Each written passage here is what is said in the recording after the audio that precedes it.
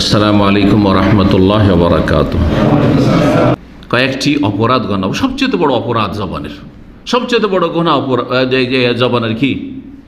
শিরক, কুফরি, যতগুলি কুফরি কথা আমল দিয়েও হইতে পারে, কাজ দিয়েও হইতে পারে, আর অন্তরের কুফরি আকীদাও হইতে পারে, নাস্তিকতার আকীদা দিয়ে, শিরকি আকীদা, মাজার পূজার আকীদা দিয়ে হইতে পারে, কিন্তু জবান দ্বারা হইতে পারে। সেটা তো জবানের সবচেয়ে বড় পাপ হচ্ছে শিরকি কথা অথবা কুফরি কথা, নাস্তিকদের কথা, আর না হলে মুশরিক বহুত্ববাদীদের কথা, সে মূর্তি পূজকদের কথা হোক, হরে রাম হরে কৃষ্ণ বা জয় শ্রীরাম কুফরি কথা হোক, অথবা ইয়া গৌসে আজম হোক,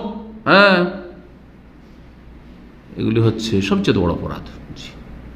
দ্বিতীয় গুনাহ, জবানের গুনাহ, তা হচ্ছে পাপ সম্পর্কীয় কথা বলা। সেটা আপনি পাপ করবেন, অথবা পাপের কথা চর্চা করছেন, অথবা অতীতে পাপ করেছেন, সেই পাপগুলি আলাপ আলোচনা করেছে বন্ধু মহলে।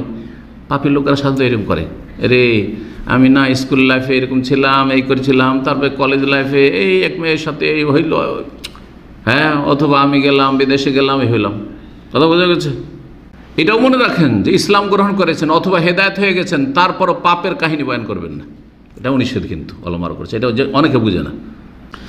তৃতীয় গুনাহ জবানের, তা হচ্ছে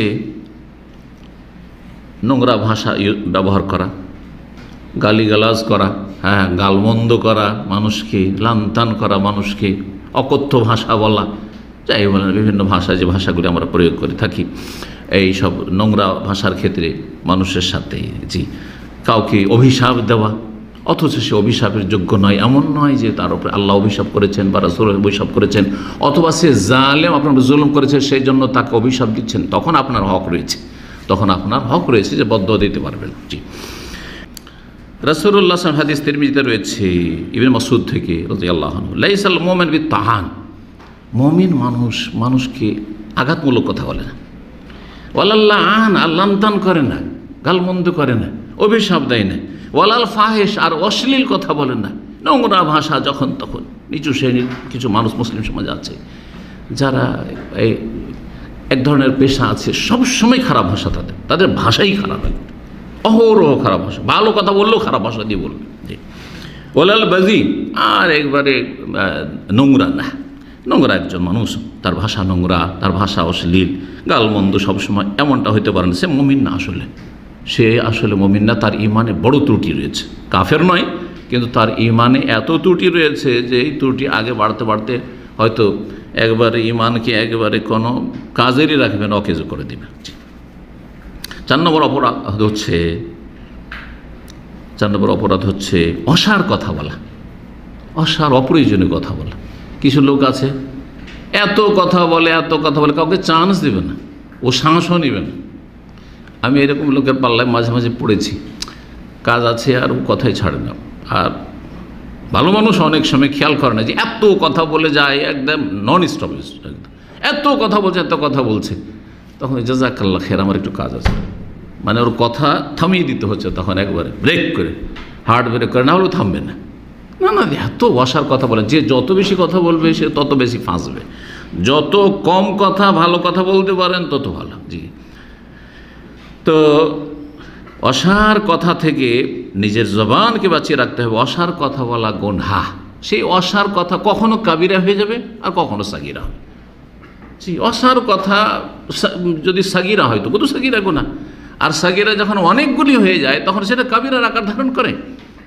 এটা হচ্ছে আহলে সুন্নাতের আকীদা, বিশ্বাস এবং ফতোয়া। 6 নম্বর গুনাহ হচ্ছে গীবত করা। আর গীবত সম্পর্কে আলোচনা করলেও কয়েকটা আলোচনার দরকার রয়েছে, শুধু এতটুকু যে গীবত হারাম। গীবত করা কি হারাম? গীবত কাকে বলে?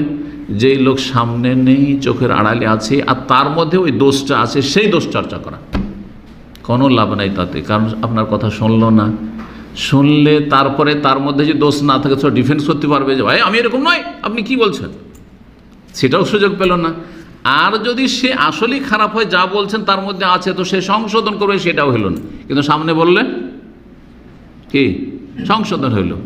কিছু লোক কিন্তু মূর্খামি করে এই মর্মে, বলে যে আমি এ কথা তার সামনে বলতে পারবো, চোখের আড়ালে বলছে কিন্তু কি বলছে, আমি এটা সামনে বলতে পারো, সেই জন্য আপনাদের সামনে বলছি। এটা জায়েজ নাকি?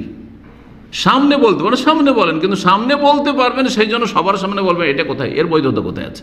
এইরকম কত যে ভুল আমাদের কিছু ধার্মিক ভাইদের মধ্যে আছে। আমি এটা কথা না, গীবত না, আমি ওর সামনে বলে দেবো।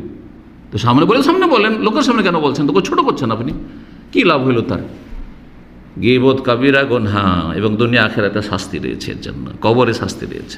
আল্লাহ হেফাজত করেন। 7 নম্বর অপরাধ হচ্ছে চুগলখড়ি করা, কথা লাগানো। কিসের জন্য? ফাসাদ সৃষ্টির জন্য। ভালো কথা লাগানো অসুবিধা নেই, কিন্তু ভালো কথা লাগানো এই চুগলখড়ি নয়। ভালো কথা লাগানো মানে যেমন এখন শুনলেন মশলাগুলো, বিষয়গুলো, আর গিয়ে রুমে গেলেন, তারপর আমার কথাগুলি ওখানে বললেন, এটাও তো লাগানো, মানে পৌঁছালেন কথা। হ্যাঁ, নাকুল কালামিন নাস, কিন্তু আলা জিহাতিল ইসলাহ, এর মাধ্যমে আপনি ইসলাহ করতে চান। আর যেটা চুগলখড়ি সেটা নাকুল কালামিন নাস মিন বাযহি ইলা বায আলা জিহাতিল ইফসাদ, ফাসাদ সৃষ্টির জন্য। দুজনে খুব বন্ধুত্ব, খুব খাতির আছে, লেনদেন আছে, আরে জানেন আপনি ওর সাথে খুব খাতির জমান না, আরে ও তো আপনার সম্পর্কে এইরকম বলছিল, তারপরে কথা বন্ধ, দেখা সাক্ষাৎ বন্ধ। আরে কী হলে বুঝতেই পারে যে কী হলে কথা বলে না কেন আমার সাথে, কিন্তু মাঝখানে যে চুগলখড়ি জাদু করে দিয়েছে, এই জন্য চুগলখড়িকে জাদুও বলা হয়েছে। জি, এটাও কাবিরা গুনাহ। এবং জান্নাতে লায়াত হলো জান্নাত নাম্মামুর, সহিহ মুসলিমের হাদিস 151 নম্বর, জান্নাতে যাবে না চুগলখোর। চুগলখড়ির কারণে কবরে আযাব নবী সাল্লাল্লাহু আলাইহি ওয়াসাল্লাম জানতে পারে, সহিহ বুখারী মুসলিম হাদিস রয়েছে। 8 নম্বর অপরাধ মিথ্যা কথা বলা। কি বলা? মিথ্যা কথা বলা। জি হ্যাঁ, আর মিথ্যা কথা বলা যে হারাম, কোরআনে কারীমে দলিল রয়েছে, রাসূলের হাদিস রয়েছে, সময় স্বল্পতার জন্য আর বাড়াচ্ছি না। যে মিথ্যা কথা বলে বলতে বলতে কি হয়ে যায়?